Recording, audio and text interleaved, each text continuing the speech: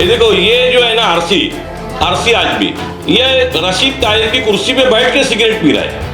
और ये cigarette P रहा है, अब सिगरेट के अंदर गांजा है, चरस है, वो किसको मालूम, लेकिन वो मेरे को ऐसा लगता है कि कुछ नशा करके ही बात कर रहा है। और ऐसे लोगों को तो मैं ये बोलूँगा कि कहीं ना कहीं वो नशा करके, मुझे लगता है कि ये बयान दिया गया है। जब भी स्टेटमेंट देगा वो नशे की बात करता है। ऐसा लगता है मेरे को कि वो क्या बोलते हैं उसको, फरहान हॉल के इर्द गिर्द बैठ के वहाँ पे वो एमडी और गोली पीते रहता है, और गोली पीने के बाद ही लोगों को इंटरव्यू देता है। तो यहाँ पे ये आपको मानना पड़ेगा कि यहाँ राष्ट्रवादी का कोई जनाधार नहीं है, ये हर कोई जानता है।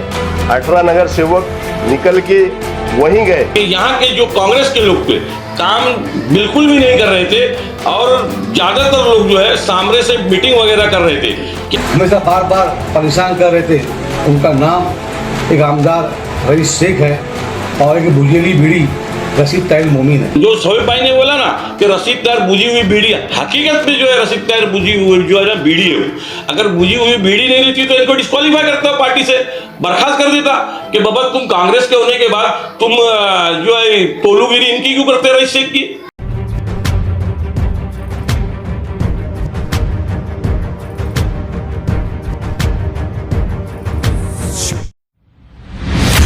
खुदा English medium school and junior college में साल 2024-25 के लिए एडमिशन स्टार्ट हो गए हैं। यहाँ बेहतर एजुकेशन के साथ साथ sports activity, smart classroom, cultural activity और बेहतर इंफ्रास्ट्रक्चर मौजूद है।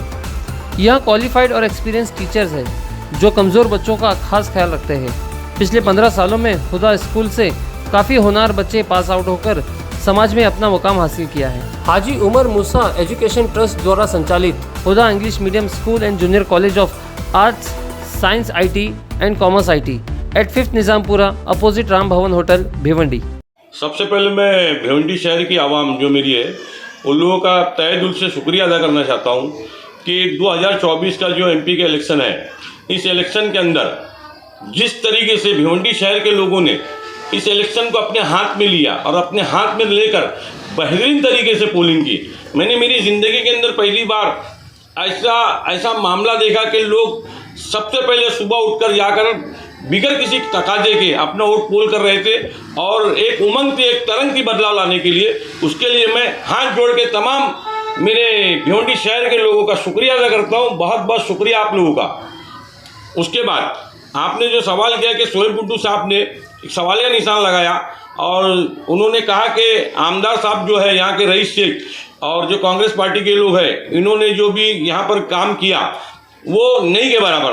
तो मैं आपकी मीडिया के ताल्लुक से माध्यम से बोलना चाहता हूँ कि शोएब गुड्डू साहब ने बिल्कुल सही बात कहा। हम लोग जो यहाँ पर ज़मीनी सत्ते से जुड़े हुए लोग हैं, हम लोग ज़मीन पर रहकर काम करने वाले लोग हैं, हम लोगों ने ईस्ट के अंदर पूरी तरीके से देखा है कि यहाँ के जो कांग्रेस के लोग थे काम बिल्कुल भी नहीं कर रहे थे, और ज़्यादातर लोग जो है सामने से मीटिंग वगैरह कर रहे थे, क्या लेना है क्या देना है, इसी पे फोकस कर रहे थे, इसी पे लोग परेशान थे।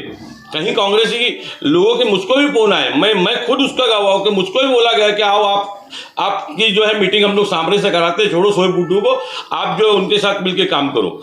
और सबसे बड़ी बात है कि हमारे जो यहाँ का आमदार है रईस शेख, वो सबसे पहले विवाद की जड़, फसाद की जड़ वही है, क्योंकि सबसे पहले उसी ने स्टार्ट किया। जब इलेक्शन लगा तो उन्होंने एक स्टेटमेंट दिया कि यहाँ पर राष्ट्रवादी कांग्रेस पार्टी शरद चंद्र जी पवार का कोई वो नहीं, जनाधार नहीं है। अब ऐसे लोग का हमको काम करना पड़ेगा। माननीय रईस शेख को मैं बोलना चाहता हूँ कि बाबा आपका क्या जनाधार था यहाँ पे। आपकी जो समाजवादी पार्टी थी वो MP का इलेक्शन लड़ी थी, 2400 वोट के अंदर वो सिमट गई थी। आपके तो लेने के देने पड़े हुए थे। 18 दिन के अंदर आप भिवंडी शहर के अंदर आते हो, तो जनाधार, मैं आपको बोलना चाहता हूँ कि जनाधार बनाने वाला अल्लाह है। आप हम लोग सब यहाँ की जो आवाम है जरिया है, अल्लाह ने हम लोगों को जरिया बनाया, लोगों को जरिया बनाया, आप MLA बने।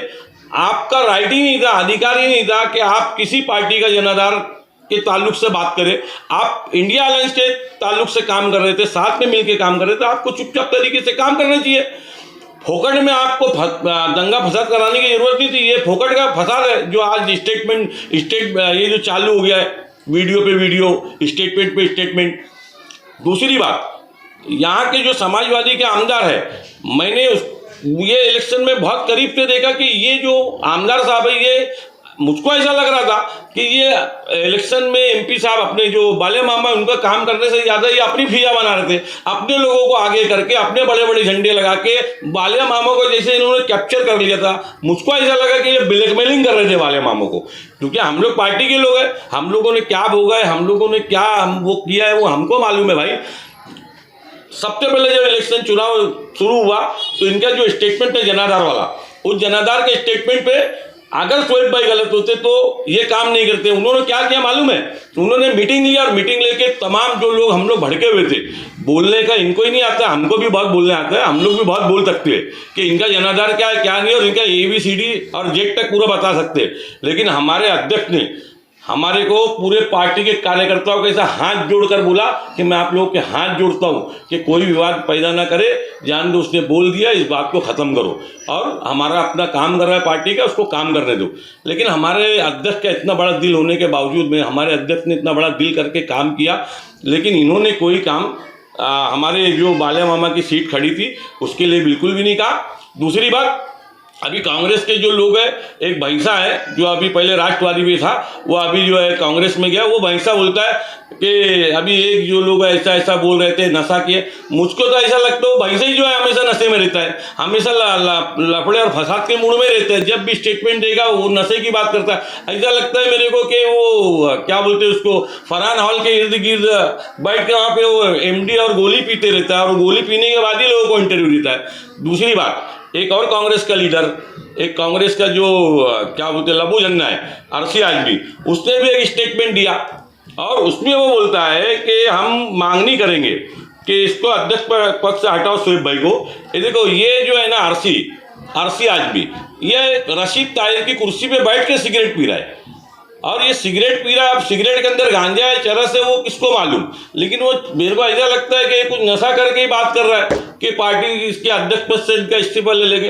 अरे हम देखेंगे किसकी माँ ने दूध पिलाया है, कौन पैदा हुआ है भिवंडी शहर के अंदर जो शोएब गुड्डू साहब का इतने जो डैशिंग लीडर है हमारे, इतने ज़बरदस्त अध्यक्ष हमारे, कौन माई का लाल उसका इस्तीफा लेता है और ये कैसे लबू झंडे लोग इस्तीफा लेने लगाते हैं, हम लोग भी देख लेंगे। दूसरी बात, यहाँ पर इस इलेक्शन के अंदर देखा गया है कि जितने भी लोग, मैं मेरे इस वार्ड की बात करता हूँ, यहाँ के जो लोग हैं इनके भी खिलाफ मेरे पास ये यहाँ के जो 3 नगर सेवक है कांग्रेस के, जो कभी रईस शेख के पाले में रहते और कभी जो है ना इसमें रहते, कांग्रेस के इसमें रहते। रशीद ताहिर की भी कोई औकात नहीं है कि इनको रोक लेके तुम लोग रईस शेख की रैली में क्यों जाते हैं। समझ में आया, रईस शेख से वो लोग निधि लेते, काम करते, बराबर तरीके से हमेशा उन लोग के साथ शामिल रहते, लेकिन इनकी औकात नहीं है रशीद ताहिर की कि तुम गलत कर रहे हो, हम तुमको पार्टी से निकालते। तो ये बूझी हुई, जो शोएब भाई ने बोला ना कि रशीद ताहिर बूझी हुई बीड़ी, हकीकत में जो है रशीद ताहिर बूझी हुई जो है ना बीड़ी है वो। अगर बूझी हुई बीड़ी नहीं रहती तो इनको डिस्क्वालीफाई करता हो, पार्टी से बर्खास्त कर देता कि बाबा तुम कांग्रेस के होने के बाद तुम जो है तोलूगिरी इनकी क्यों करते रईस शेख की। तो बोलने का मेरा मतलब ये कि हमारे अध्यक्ष ने जितनी भी बातें बोला है वो सच बोला है और पूरी राष्ट्रवादी कांग्रेस पार्टी और हम लोग शोएब खान गुड्डू साहब के साथ है। और सबसे बड़ी बात, जो ये जितने भी चंगू मंगू लबू झन्ने लोग, जितने कांग्रेसी और ये जो है ना समाजवादी के जो उड़न टप्पू लोग ये जो बोल रहे हैं ना पार्टी का जनाधार नहीं है, इंशाअल्लाह ताला अल्लाह ताला बताएगा कि इस पार्टी का जनाधार कितना मजबूत है। और हम लोगों ने हर बार, चाहे धरना हो, चाहे मोर्चा हो, चाहे बाइक रैली हो, चाहे किसी भी किस्म का प्रोग्राम है, हमने ईस्ट के अंदर और वेस्ट के अंदर भारी बहुमत से निकल कर दिखाया है कि राष्ट्रवादी कांग्रेस पार्टी शरद चंद्र जी पवार साहब का जनाधार यहाँ बहुत मजबूत है। हम लोगों को अपना रशीद ताहिर जैसे लबू झंडे की और RC लबू झन्ना और जो और एक है भैंसा, काला भैंसा, इनसे सर्टिफिकेट की जरूरत नहीं है कि हमारा ये जनाधार मजबूत है या नहीं है, या तो रईस शेख की सर्टिफिकेट की हमको ज़रूरत नहीं है।